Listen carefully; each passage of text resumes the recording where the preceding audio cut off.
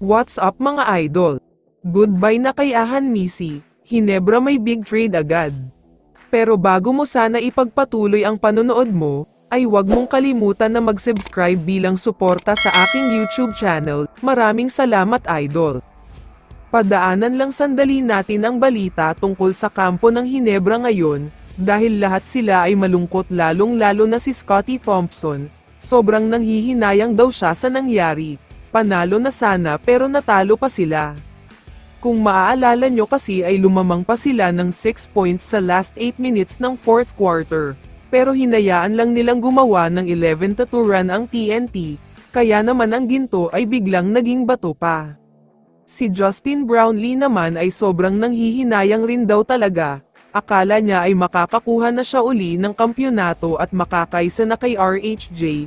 Pero ganun daw talaga dahil mukhang hindi para sa kanila ang kampyonato. Samantala, lumipat na tayo sa balita tungkol kay Maverick Ahan Misi. Kung meron sigurong isang player na sobrang inconsistent para sa Hinebra, siya na siguro yun. Lalo na ngayong conference kung saan sobrang inconsistent talaga. Siya din ang sinisisi ng karamihan sa mga Hinebra fans sa Game 7 Finals. Back-to-back turnovers kasi ang ginawa niya sa crucial moments ng laro, nakahabol ng husto ang TNT dahil sa kanya, at nawala ang momentum ng Hinebra. Kasama daw na bibitawan nila ay itong si Isaac Go, injury prone at mukhang wala ng pag-asang makapaglaro, kahit nga maging healthy siya ulit ay wala naman maaasahan sa laro niya, nakita nating lahat yan noong naglalaro pa siya. Ayon sa multiple sources, ready to play na si Isaac Go sa All-Filipino Conference, healthy na daw talaga siya at wala nang kahit anong injury, kaya habang healthy na siya ay bibitawan na daw dahil may trade value pa naman siya.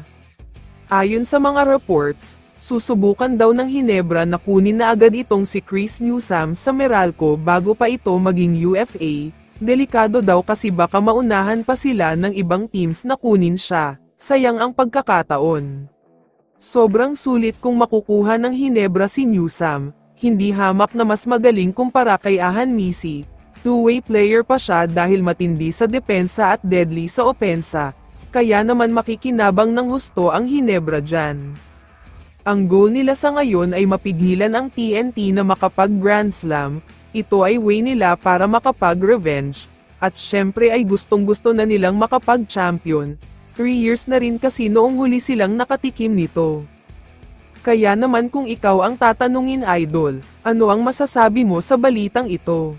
I-comment mo naman ang sagot mo sa tanong na ito. So dito na nagtatapos ang video na ito. Maraming salamat sa pagsuporta at panonood mga idol. Ingat at bye-bye.